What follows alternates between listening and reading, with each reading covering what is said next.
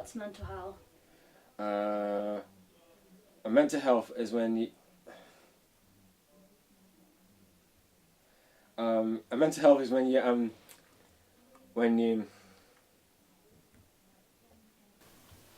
Who?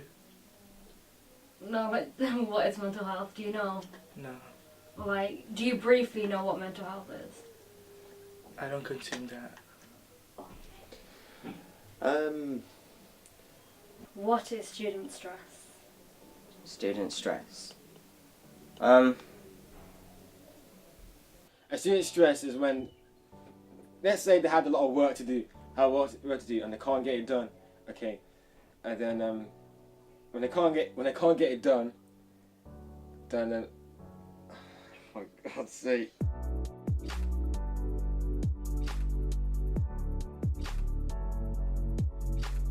Stress. We have all been affected by it in one way or another. Statistically, teenagers are the most likely to be affected. In fact, 82% of students suffer from stress and anxiety. My group decided to create this film after seeing the stress previous projects had placed upon our fellow classmates. After speaking with them, it became clear that they didn't understand the stress they were feeling or know about the support that was offered to them from the college. So I am here at Solihull College to see what staff and students feel about stress and what it means to them. Student stress means to me lots of things. I totally understand students outside of college do get stressed with a lot of things, but obviously missing breakfast, rushing into college, that can literally put a lot of stress on students. Well, I think student stress is very broad. I think coming to college and university for some students can be very, very difficult. It can be a very daunting experience, specifically for students that have moved away from home, coming to a brand new environment, having to make new friends, having to study something new, and at the levels that they're studying is different from secondary school or primary school. So I think there's lots of different stress factors that affect students at college and university.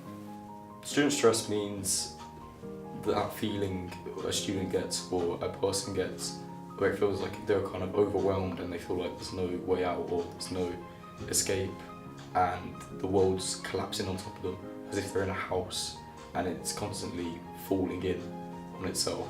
I think student stress affects students in different ways. I think the main thing is, not wanting to be too theoretical about it, but students have a certain internal concept about what they're able to achieve, and I think there's also pressures from outside, that's maybe peer pressure, family pressure, other things as well, that influence what students are able to achieve, and I think there's a disconnect between the two. So if a student thinks that they're able to achieve something and yet they're struggling a little bit to get there, then that will put them into a stressful situation. Stress is a situation, stress is a challenge. If you perceive it as that, and you're looking at it as good stress, then stress, then stress can be good. It's a challenge to see, right, I've got this assignment to do, I'm going to go and do it. In a sporting context, I've got to play a hard team today, we're going to be up for this game. Though it can be a negative if it's not looked at in the right direction. So it comes down to your mindset, it comes down to how it's delivered by teachers. I've seen it where the students have had sweaty palms, bad speech, not been able to function properly just because of an assignment deadline that's got to be on the night or a day after or whatever. Stress is often looked at as a bad emotion, though it can actually be good in some respects. If you are put under the right kind of stress, it could possibly increase your reflexes and sharpen your mind to work twice as hard. However, there are also many ways stress can affect a student in a negative way. I think stress and anxiety can affect a student in many different ways, such as feeling like not wanting to come into college, feeling like not wanting to get on with the work, feeling like having to mess around or to feel like, not to put an effort into their work. Some days they just feel so overwhelmed to just do nothing, just sit and do nothing. It's just, there is a lot of different ways people can show that they're stressed, but a lot of it is also internal, mentally. It's not always about, what they physically do, Lots of ways. different for each student as well. There are general things that I come across, so normally sleep, eating and mood. So if you don't eat the right food, you don't get enough sleep, then you're going to struggle mentally anyway. Your body needs the right sort of food and the right sort of sleep to be able to function correctly. It can also get in the way, obviously, in academic studies. Say some of the pressures and the stresses are around exam work, or there is a number of assignments that are due in and you've got a deadline coming up. It can actually affect your ability to prioritise the tasks needed to complete that, and so you end up just seeing a brick wall instead of actually seeing a way through. Social media is a massive component in sort of contributing to student mental health. I think there's many elements to it. You know, there's the entire compare and despair factor. You're constantly comparing yourself to somebody that you see on social media, your friends, your enemies, you know, and then you despair because you don't look like them, or your life isn't like theirs, or what they choose to portray on social media, which I think we all know that isn't always the truth. So I think that stress, anxiety can affect a student by, like, it can affect their work so that they're not putting 100% in, or can't concentrate as much. I think it's that students feel as though they need to be available all the time. A lot of students that I get that tell me that they can't sleep because their notifications are going off, pinging off in the middle of the night. I say, well, why don't you turn off your notifications? And they say, no, we can't, because we need to be available. What if our friend needs us? You know, so it's this constant need of wanting to be there all the time and posting all the time. And the time frames and the confusion between different teachers, confusion between students, and maybe falling out with your friend group, they all pile up on top of each other, and it's like Jenga. It's like slowly a Jenga, the little block tower thing. It's that slowly, someone might feel like this someday, some people might feel like that. It's slowly building up, and one day they're going to pull away and they're going to fall. It's not, you don't want them to get to that point. I think if you can categorise stress into the category of mental illness, depression. People don't like to talk about it still. They should.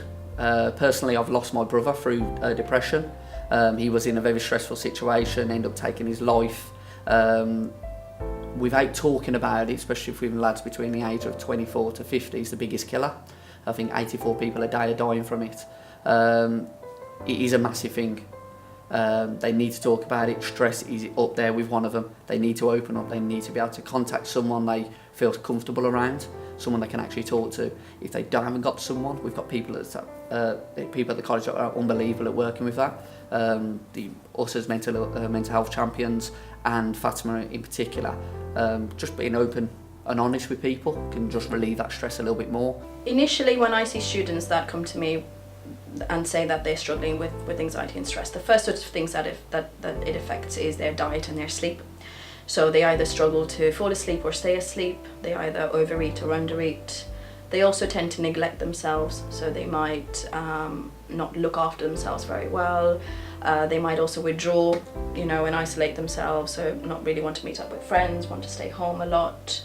They might also turn to sort of ways of self-harming, so drugs and alcohol, or they might present with panic attacks or not really concentrating in class, so a whole range. But normally I find that it initially first affects their sleep and their diet.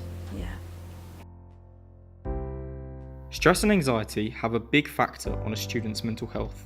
In 2018, ABC News conducted a study on 100 different colleges about student stress, anxiety, depression, and their links to suicide.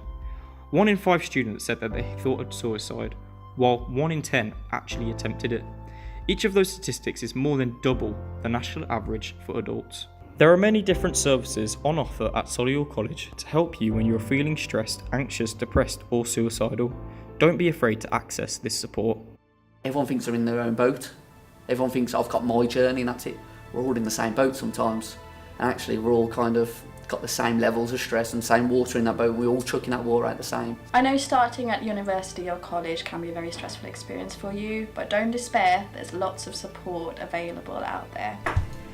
it's okay to seek help if you're feeling stressed or anxious. We all feel it. What I'd advise you do in the first place is go and see your student support officer. They're based just in the office outside the link. What your student support officer will do is have a quiet conversation with you, just in private, just have a chat to you about what it is that's affecting you and how it's affecting your studies here at the college, and potentially what else is going on as well. We also have the welfare officers. If you're struggling with finding housing, or you have financial difficulties, or you want to move out of the house, you know, go and speak to one of the welfare advisors. It's Helen Davis or Sarah Miles. We have a number of different teams who can help here. So we have a mental health support, we have counselling, we have welfare, and we also have the student support officers as well. We also have our college counsellor at the campus who's here 4 days a week. It's okay to feel stressed, but don't let it overwhelm you. If it does, go seek help. It's okay. We've also got lots of support available from the college nurse, so if you're having any physical health problems or even mental health difficulties, or if you're just feeling generally low in mood or you're suffering with a panic attack, Eileen, the college nurse, is available 5 days a week for you. We have student services, which is brilliant. We've got your personal tutors, we've got a college nurse, we also have mental health champions, and if that all fails, you can always come and see me. Like I said, there's lots of support available at college, so don't despair. Just come and see us. Stress shouldn't define you as a person. No matter what you are going through, don't be afraid to speak out, even if you are feeling overwhelmed. There is a lot of support out there for you.